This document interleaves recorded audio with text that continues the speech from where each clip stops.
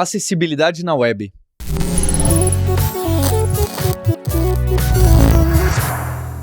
Eu sou Paulo Silveira, tô aqui com o Charles Assunção. Tudo bem, Charles? Tudo bom, Paulo? Acessibilidade é aquele tema que, para quem não está ali na frente, parece que a gente está fazendo bem, né? Na empresa, parece que a gente está fazendo bem. Não, meu site está acessível porque tem isso, tem aquilo, e costuma ser o básico do básico e está faltando 80%.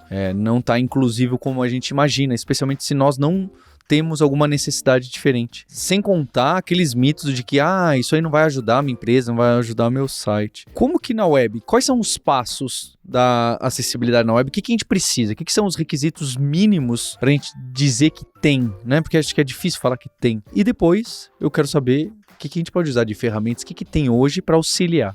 Então, realmente, a gente ouve muito essa desculpa de isso não vai trazer nenhum valor, não vai trazer nenhum ganho para minha empresa, ou meus usuários vão continuar usando meu projeto acessível ou não. O que a maioria das empresas esquecem, o que as pessoas que usam essa desculpa esquecem, é que elas estão perdendo uma boa parte de pessoas que poderiam estar usando o seu site, poderiam estar comprando o seu produto ou usando o seu produto, e não estão porque não conseguem. Simplesmente não conseguem. Um portal que não é acessível, um site que não é acessível, você está perdendo uma parcela da população ali que não consegue usar o seu portal. Tem um exemplo aí recente acho que aquele aplicativo que a gente consegue conferir o certificado de vacina. Saiu a notícia recentemente que 7 milhões de pessoas não conseguem usar ele porque não é acessível. Então, assim, você está perdendo pessoas que poderiam estar usando o seu site. E quando a gente pensa em acessibilidade, provavelmente o que mais vem na cabeça da gente, a primeira coisa que vem é provavelmente deficiente visual. Que tá usando... E o screen reader, né? E o screen reader. Só que vai muito além disso. A gente considera acessibilidade simplesmente para você conseguir fazer com que aquele projeto seu, aquele produto seu, seja usado por qualquer pessoa, independente de qual tipo de deficiência, qual tipo de acessibilidade que ele está precisando. Uma coisa que a gente tem muito presente, a gente esquece, por exemplo, é daltônico. E isso pode confundir muito a experiência do usuário que é daltônico que está usando o seu site e não consegue usar. O deficiente visual provavelmente é o mais comum e é o primeiro problema que a gente tenta resolver, mas não é o único e não é o maior, vamos dizer assim. Mas qual que é a vantagem que a minha empresa vai ganhar com isso? Não vai ganhar só em vantagem de estar trazendo mais usuários? Assim, bom, primeiro, muita gente não sabe, mas é lei no Brasil. É lei que tem a lei de 2016 de inclusão que exige que o seu site seja acessível. Uhum. E talvez isso fora, por exemplo, a gente tem exemplos nos Estados Unidos, alguns deficientes visuais entraram com ações contra alguns sites que eles não conseguiam fazer o pedido de uma pizza, por exemplo. E eles ganharam, porque o site não era acessível. Então, isso pode ser considerado como uma fraqueza do seu site. Você falou do screen reader, eu queria começar por aí. Porque hoje essas ferramentas são muito incríveis, então, para as pessoas que têm essa dificuldade, a gente acaba achando que, funciona bem, porque vai ler o site, vai conseguir navegar e pular rápido, dar os tabs, etc. Mas a verdade é que não é bem assim, certo? Dependendo de como as pessoas estruturam o site, o uso de imagem, de link, como que faz, pode complicar, sem usar os alts corretamente, né? Pode complicar bastante. Tem algum guideline básico para essa acessibilidade, que é uma das primeiras que vem na nossa cabeça?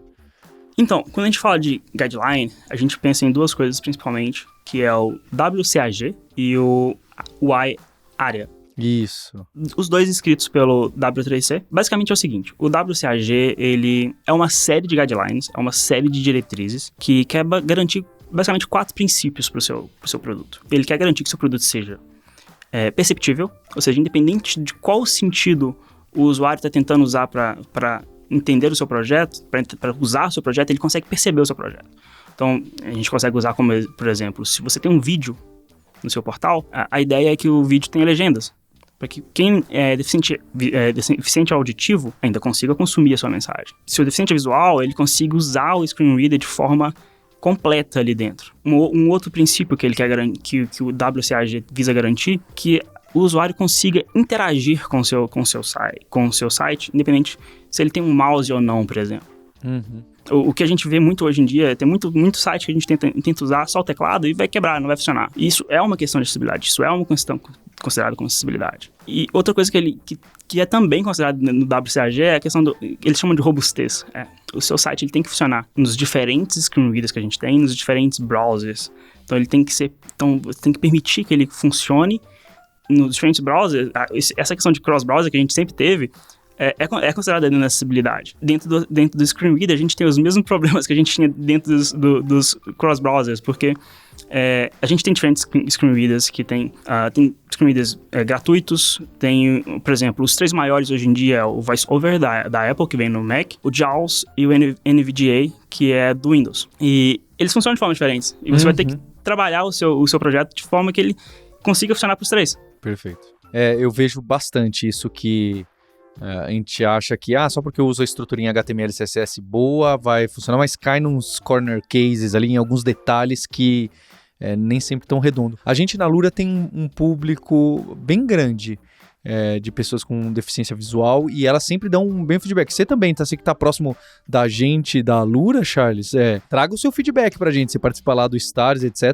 O pessoal desce além. Ela fala, claro, acho que também, infelizmente, é uma parcela da população que já sofreu tanto, então eles falam, não, eu sei que é difícil, né?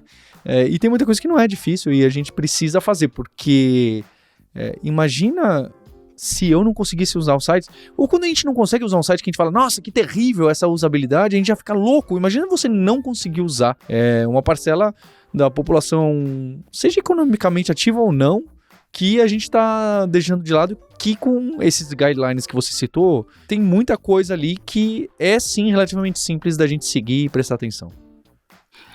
Na maioria das vezes são coisas simples, são coisas pequenas que você poderia estar fazendo desde o início do seu projeto, e que essas coisas pequenas, além de permitir que seu site seja acessível, permitir que uma parcela da população que não conseguiria usar, vá conseguir usar. Como desenvolvedor, é incrível, eu percebi isso depois que eu realmente comecei a dar mais valor para a acessibilidade. A acessibilidade te força a produzir um código melhor. Ela te força, e assim, pessoas que talvez não tenham deficiência, que você está tentando resolver o problema delas, essas pessoas também vão ser beneficiadas. O seu usuário comum, o seu usuário normal vai ser beneficiado, porque às vezes é natural, cara, o usuário tentar usar o teclado, e se ele não conseguir, ele provavelmente vai se frustrar com o seu produto, e às vezes nem é um usuário que necessitava daquilo, mas você deixou de encantar o cliente com aquilo. Então, você cuidando da acessibilidade desde o início do projeto, torna-se algo simples, torna-se algo fácil, que é muito mais difícil você voltar e consertar tudo depois. Você pensando na semântica, você pensando em tudo certinho desde o início, te faz produzir um código melhor também, te faz produzir um código que vai ser mais fácil de até ler o código em si depois. E Charles, você trabalha na Microsoft, lá na Fluent UI, que é uma implementação de um design system da Microsoft. Você trabalhar isso, esses componentes escritos em React ou Angular ou em outros, você consegue já trabalhá-los de certa forma que uma parte da acessibilidade já está bem encaminhada? Sim, um dos success criteria, um dos critérios de sucesso que a gente tem para a implementação de qualquer componente é a acessibilidade estar impecável, a acessibilidade estar totalmente implementada para aquele componente. Então, parte do design system que a gente tem é uma descrição de como a acessibilidade daquele componente deve funcionar. Perfeito. Então eu queria saber como que tá o seu sistema, seu site hoje, acessibilidade? Você tá assistindo esse vídeo aqui e tá com muito pavor porque, poxa, eu tô devendo? Ou você quer deixar seu link aqui e mostrar, olha aqui para as pessoas verem que exemplo que você fez? Eu queria ver, tá bem? E vou deixar também aqui os links, a gente tem conteúdo de acessibilidade aqui em Alura Mais, no canal da Alura e também cursos. Então, até a próxima, deixe seu like e inscreva-se.